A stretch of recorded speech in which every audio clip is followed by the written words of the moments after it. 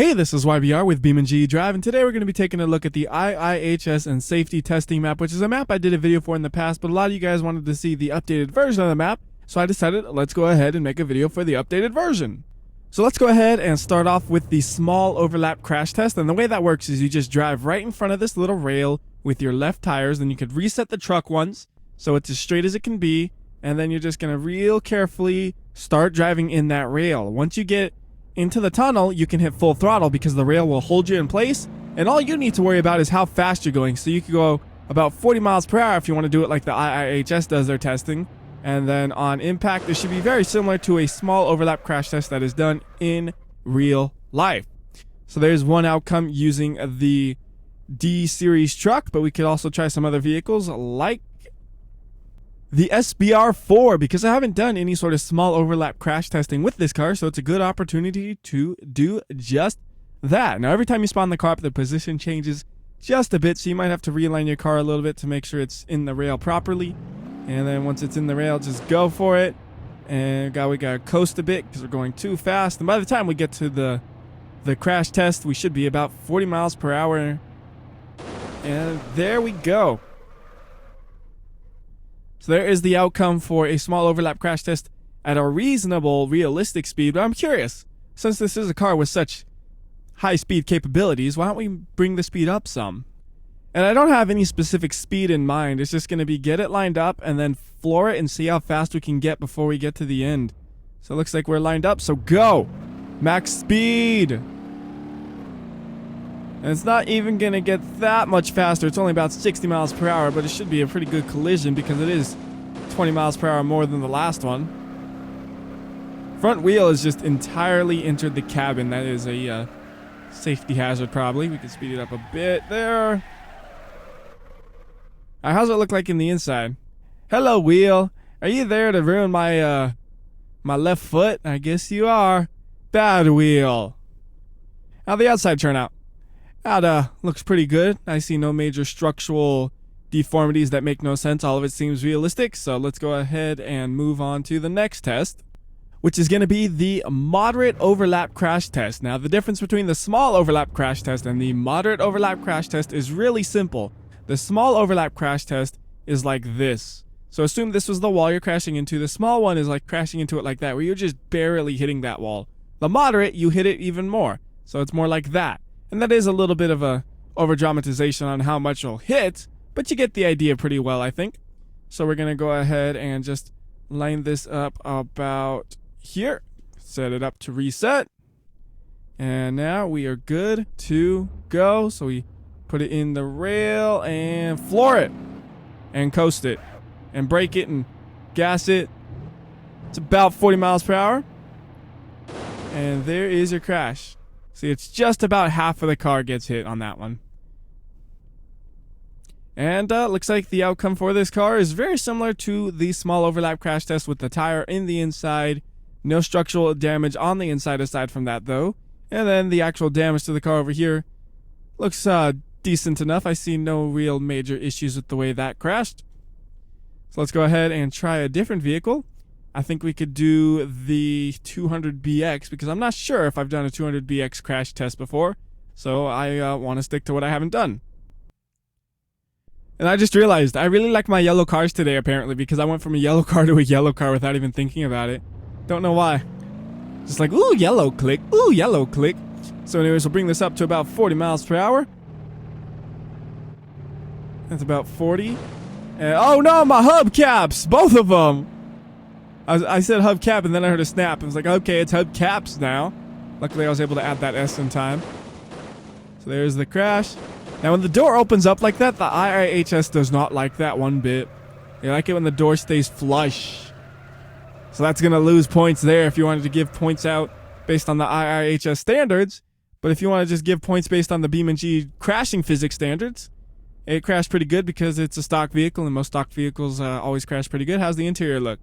Well, everything's kind of shifted, like the steering wheel's off center, the pedals are kind of in the ground, gear shifter, handbrake even moved a little bit. That's kind of funny.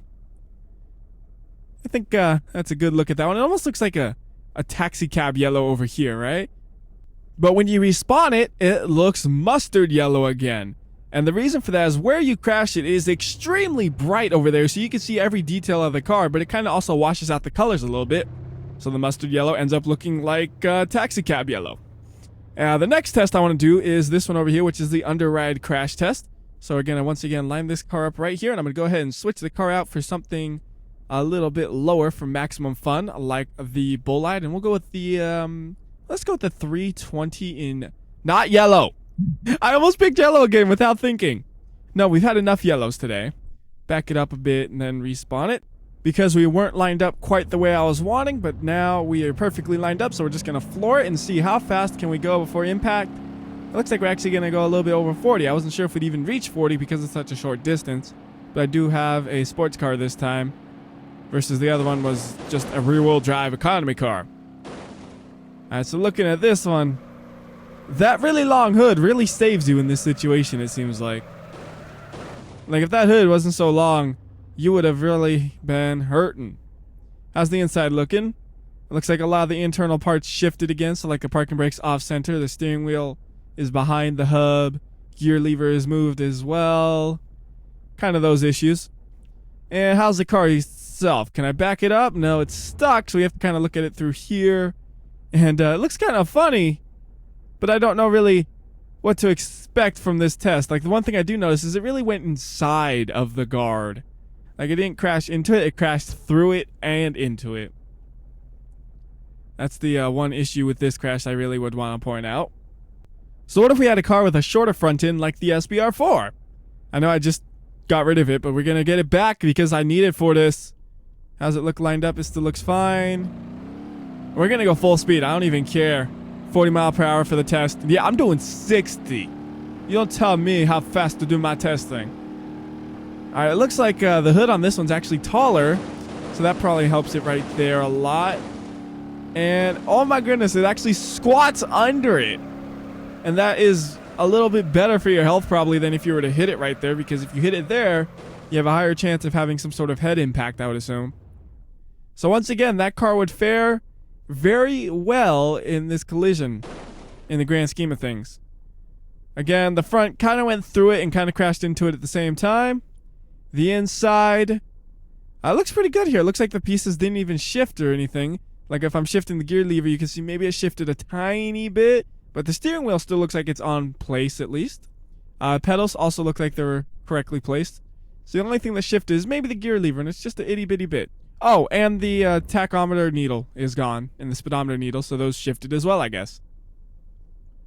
And one more look at the outside, because I think it looks pretty neat on the outside. It's always funny when that window blows out in the back for seemingly no reason. Like, it was a front collision. What are you doing blowing out, window? Calm down. So pretty much any normal car seems like it'll fare well there. What about an abnormal car like the Pigeon?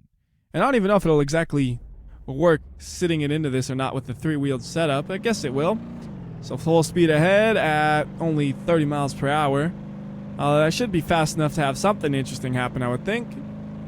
So we'll get a lot of slow-mo on this so we could really watch the driver's compartment. So we have some frontal impact to slow it down.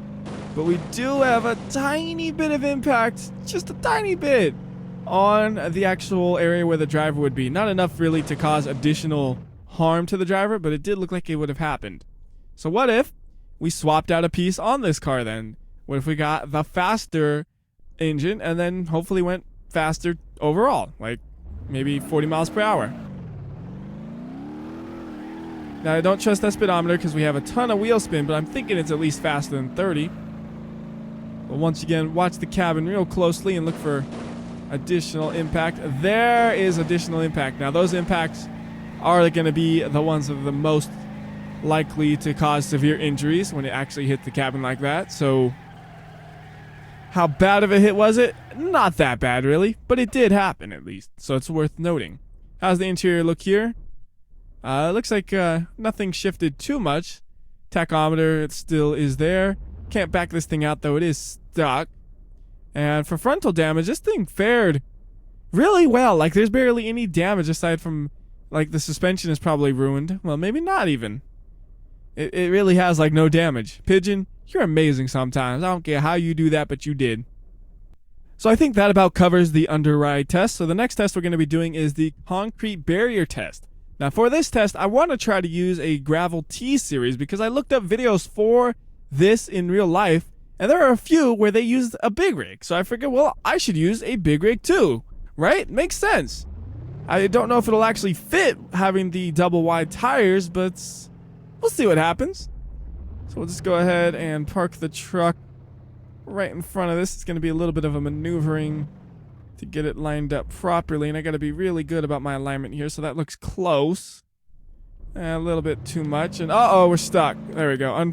Unstuck. So we'll move a little bit to the right. All right, that looks pretty promising. So we got the front wheel in. How the rear wheel's going to do this? All right, well, it seems like they're in somehow. So let's go. We're going to reach about 40 miles per hour.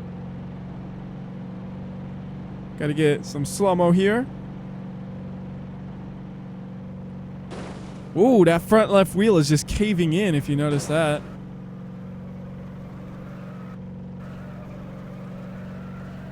Can't get a great camera angle on this, unfortunately. Over here, you can only see like the sparks, and over there, you can't see much either. I guess right here is probably my best bet. So we'll speed it up a little bit, and well, the crash is already over at this point. So that just totally ruined the suspension on this thing. It didn't cause that much damage to it, though. For a 40-mile-per-hour collision, it doesn't look that bad. It's just the suspension has been totally ruined because one tire is pointed at a 90-degree angle from the other one, which is something that should never happen. So that's kind of an interesting outcome, I think. I wonder what would happen if I used the normal vehicle. So let's go ahead and move on to a Bruckle Moonhawk, and I think we'll use a normal V8 automatic version. And for the color, we could go with Aquamarine. That's a fancy sounding color. And for this one, I'm just going to floor it. Once I get it lined up, I'm not even going to care about how fast I necessarily go, because I think this thing will only reach like 50-ish miles per hour by the time it gets to the end, which isn't that much faster than IIHS testing does. And this is less of a head-on collision, so it can be fine going at a higher speed as far as I'm concerned. So I got the slow-mo ready to go to really see this, although the camera's not there. That's probably the best camera angle I got, so there we go. We'll hold it right around there. And it's going to be interesting to see if the suspension brakes on this vehicle too. Because I know the suspension on the T-Series has always been a little fragiler than a normal vehicle. But we'll see what this one does. I don't know why I'm still holding the throttle down. Like, I can calm down on the throttle. Our collision's pretty much over. We might bump it a bit with our back end, but I don't care about that much. So we'll come to a stop. Can I steer that tire? Kind of. Like, I can steer it, but it is damaged where it's not going to drive in a straight line. And then for the damage to the car, it's really not that much. Like, you got to remember, we just hit a solid object at 50-ish miles per hour. And it doesn't look that bad. It deflected off really well. This side of the car, actually, I'm surprised like the hood latch popped up like that from that collision. So a lot of the force kind of got transferred to the right side even, or the left side even. I'm looking at this door. I'm trying to see if it still lines up properly. It looks like it does. I don't see any sort of gap on it. Yeah, so the door on that side's fine. This door, the window blew out. This has a frameless window maybe. I don't know. It looks like that silver part is part of the car, not the door. Anyways, looking at the door, you can see this one popped out. Because you can see right here is a little bit of a gap, so this door opened up a bit. But I don't think that's enough of a concern there. I think inside of the car, you should be pretty safe from getting crushed or anything like that in that collision. So that did pretty well, I think. The next test is the side impact test, which means we need two vehicles, one to be impacted, one to do the impacting. And the vehicle I'm going to use to do the impacting will be the crash cart, because that was basically designed for the task. I can't get a much more appropriate vehicle than that one. And to get to the place where we're going to crash into my car, we're just going to drive it around the thing because I want it to get stuck in the wheel grabber. I don't know if it has a real name. I just called it the wheel grabber because it sounds fancy. And then for the crash cart, we line it up just like any other vehicle. So you just do the same plan. And we're going to line it up about here-ish, a little bit left more, probably about there should be good. And I'm debating if I want to go full speed at this or the normal 40. I'm going to just do the normal 40 though, because full speed is only about 20 miles per hour faster, and I think it'd be more interesting to see the realistic one than the slightly faster one in that situation. Now, if it was 100 miles per hour, it might be a different story, though. So I'm going to just kind of line this camera up right about there so you can see this in a hopefully good camera angle that doesn't need any adjusting through the whole thing, ideally. And it looks like that's going to work out pretty well. And at 100 times slow-mo, I should hit the parking brake on my car so it starts to brake. Because I don't want to just crush the car between the wall and the... Maybe I do want to crush the car in between the wall and the cart, though. I'm going to try that next time. Because that sounds like a fun idea to do, even though it's not a proper side impact crash test. It sounds fun. All right, we can speed this up a bit. I think most of the impact's gone. So there's a little bit of impact in the rear, which is going to definitely be visible because I can see it from there. But the important thing is this impact. Now that door, how bad did it cave in? Let me put it in real time first. All right. So the door in here, it didn't cave in, but it did pop open. And sometimes when the doors pop open, they cave in, then pop open. So I'd have to look at the replay to tell you exactly how well this fared for driver safety. Either way, though, it looks like he might have had a chance to survive. Actual damage to the car, though, that is a write-off. Like, the roof is all bent and stuff. I mean, at least in modern days, it's not a valuable car. Maybe if it was brand new, they'd try to find a way to fix it, but not now. No, that's a write-off, man. That was weird. Like, I just froze for a second when I respawned that car. Maybe it's because I spawned inside of a wall. Yeah, that's not how you're supposed to spawn a car for sure. So let's take it out the wall. We'll park it up against the wall, which is basically inside of the wall anyways, but we're going to park it up against the wall, and then we're going to smash it with the crash cart. And I think I want to even use the different accessory on the crash cart for maximum destruction. And this one will be at whatever speed I can get the cart up to, which might be... Actually, it's easier to do it like this. It might be about 60 miles per hour. And I want to use the pole because I think that one will give the most amount of damage. So once our tires are in that groove, we just gun it. It's going to hit right behind the driver. Lucky for him. Let's get a good camera angle ready. Like that should be nice. Perfect. So back seat, they are already obliterated if there's somebody in that back seat. Driver, he's getting squished too.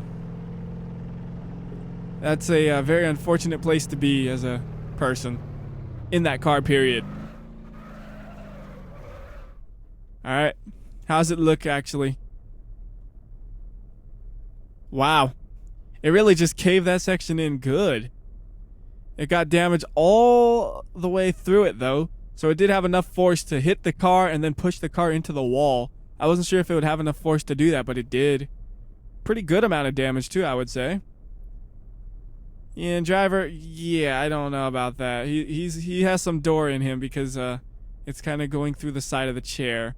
And like I said, it usually rebounds. So it's probably worse just a few seconds ago. So that's a bad place to be once again. Anyways, let's go ahead and move on to the other things to test. Now, those are the regular crash testing things. There is one more that's kind of a crash testing thing, but it's kind of broken with the latest update. It is a rollover crash testing thing. And before, it used to have sand, so it would grab your car really well and make sure it would actually roll on it good. Unfortunately, the latest update made the sand disappear. So when we go down this thing, we don't hit sand, we just hit cement. It looks like sand from afar, right? But then you hit it and it's like, this isn't sand, it's just sandy cement. It doesn't do anything, so you can't really do the rollover test. But I've done it in other videos before, and it'll catch your car and really roll it pretty well if the sand is there. There are a couple more tests that I can show off too. One of them is a moose test where they, oh my goodness. You shouldn't drive over those, by the way. I forgot. One of them is the moose test, though, where they do a hard steering maneuver and see how the car reacts to it. So that is right behind me. So I'll just spin around real quickly and demonstrate that. Now, the one difference between this one and a regular moose test, if you make a mistake, you're going to like crash into a barrel that is going to hurt your car. So I take it very slowly just to be safe. Or if I feel reckless, I could just charge into it anyways. I'm doing it in reverse now. Everybody watch out. Not happening. But you can see the barrels work perfectly fine for crashing into. And I did notice there's one thing I have not crashed into that is part of this map, and that is the bollards, or maybe they call them bollards. Like, I don't think anybody's ever said bollards, and I'm pretty sure the proper way to say it is bollards. But yeah, if you want the less technical term, it's the metal poles that stick out of the ground and you can crash into. Although they're not made to crash into usually, they're made to stop you from going into an area. Whatever. First crash we're going to do is we're just going to slide into them at a pretty good rate of speed, I think, here. And see what that does to the car. So impact in 3, 2, 1, go. So you notice they kind of have a habit of going through the car. I think drifting makes it worse than if you are to just drive head on into it. They still get some damage to it. It's just they have a habit of going inside of it at the same time. Much like the Underride guard test. And now I can't move at all, so we could reset. And oh, now I gotta back up again. I should have saved that spot I was at earlier. Whoopsie. Not gonna bother resaving it this time. Well, actually, I guess I could because there's another thing over there I want to look at. So we'll back it up to about there. And we'll probably hit it at 60-ish miles per hour, which is gonna be a lot faster than last time because last time we were slowing down. It's probably about 30 miles per hour faster in the end. And this time I'm just gonna use about 8 times slow-mo and that's it. Ah, what the heck? You can use 100 times slow-mo. Who doesn't like more details?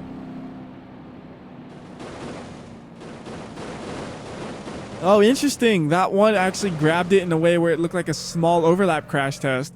But the other one didn't do anything. He just went right through the car. How weird. See, they're inconsistent, though. That one did nothing. That one worked exactly as expected. It's like, well, huh. Are they really the same, or is there a difference between the two that makes one of them work way better than the others? I don't know. Anyways, the next test we're going to do is the Cobblestone road test. And it's just kind of like a really, really bumpy road to test suspension and wobble your car apart. So like trim pieces would fall off or something doing this in real life. And right now you hear the car shredding. Sometimes that happens. The road eats a tire. Like it was hungry today and it just ate the whole tire. It seems like it happens more often when you go slow on it. Where if you go really fast, it doesn't want to eat the tires as much, probably because you coast over it more. Or if you go slow, you actually go into the dips more, and then the dips eat your tires. That's my guess, at least. So if we hit this at 40 miles per hour, no issues, right? But then we'll do it again at like 10 miles per hour, and it'll probably eat our tire. It doesn't always, but a lot of the time going at slower speeds, it does. Oh, that was fast. That was really fast. All right, so that tire's just destroyed again. You can see it real close. So that's the Cobblestone road test. And the next ones are some more suspension tests over here. I'll try to do them in this car, but if I can't manage it, I'll switch over to a different one. First are these blocks right here. And we'll probably be able to do it in this. It's going to be a little bumpy. And, oh, I think I can do it, though. Ow. Bottoming out all the time. Hubcaps are flying, man, but we made it. This is a real rough suspension test. And you have a little jump at the end. That's actually a suspension test, and I wholly blew it in terms of angle. But car's still driving, so let's move on to the next one. I don't think it has the ability to do this. I don't know. Like, this is a off-road kind of test where you test how much a vehicle's suspension can flex and stuff. Yeah, this is not going to happen at reasonable speeds. You'd have to just barge through this, and then I don't know if that would even work. Here, we'll try it. Like, go, go, go. Yeah, I can't stay on it like that. I don't have enough control because I only have one wheel on it, and it's crooked, and it's like, that's not happening, dude. Not those speeds. So, let's go ahead and switch this up to an off-road vehicle that'd be a little bit better suited to this. I like a, well, we can do an 8 Series off-road because those ones are fun. And with this car, you could actually see the suspension doing its job to try to keep the tires on the ground. I think at times you only have 3 tires on the ground right there, for example, 3 tires on the ground. But you have enough on the ground where you can keep driving. That's the important thing. You can keep driving. And just like that, we're through that. And then on to the next one, which might have been able to be done with the Moonhawk, but it would have been a struggle probably. Because it really depends. Would we bottom out on something like this? I mean, that van is pretty close, so the Moonhawk, it'd be really tight to be able to fit through there without getting stuck. Of course, you could always just fly through them and just destroy everything at the end and make it, but that's cheating. And there's one more test right there I just did as well. Just a couple of speed bumps in a row. Now let's cheat this thing. We're gonna fly over all the tests. I'll show you how to test. Oh, that didn't go well at all. Aha, it did go well. I can still drive. No! Yes. I cannot believe I saved that. We were so close to tipping over right there. It had to have been at least... Whoa. No, no, don't tip the other way now. Oh, no. Oh, how sad. I blame the suspension for being damaged, although it is my fault the suspension was even damaged, so I guess it's kind of my fault at the same time. Although I don't take blame. It's never my fault. I'm perfect. Yeah, right. Anyways, though, the next test is this one where it's a jump and you hit a piece of ramp that's floating in the air, and it kind of damages both the front of the car and the roof at the same time, as you see right there. And that's one of those impacts where your head is just going to get smashed. And it's probably going to be fatal. Like you saw right there, it really crushed the heads in, but then it kind of recoiled, so it looks a lot better than it really is. And that's saying something, because that doesn't look really good. Will the tire still spin? Oh, they would. Too bad we're upside down. And I think that about covers everything on this map that is made for the map. Now, this map was based on Grid Map, so there are a bunch of things laying around that are from Grid Map still. They were just never removed, because why remove something if you're gonna use the shape anyways? Just leave it there unless it's in the way. So you have those the half pipe over there, and then the tube, and that loop-de-jump thing. Call it the loop-de-jump because I like jumping off of it. And a couple of jumps, some cubes. Although it is based on the older version of Grid Maps, so some things are slightly different. And there used to be like a little cave-ish thing over here where you could do a little off-roading. That's gone now because the update to Grid Map that ruined that. Also, there's no textures if you go this far out to the caves, so they look sad. But oh, okay, that car's broken. If you wanted to go into it, you still could go into it. That's not an issue. It just looks really crazy in the inside. Anyways, that'll do it for the IIHS and safety testing. Like, that's really the name, right? It's a weird name, isn't it? See, IIHS and safety testing. I would just say IIHS safety testing since half the tests are that, but it doesn't matter. That's the name of the map, and until next time, it's WhyBeAre. I'll see ya.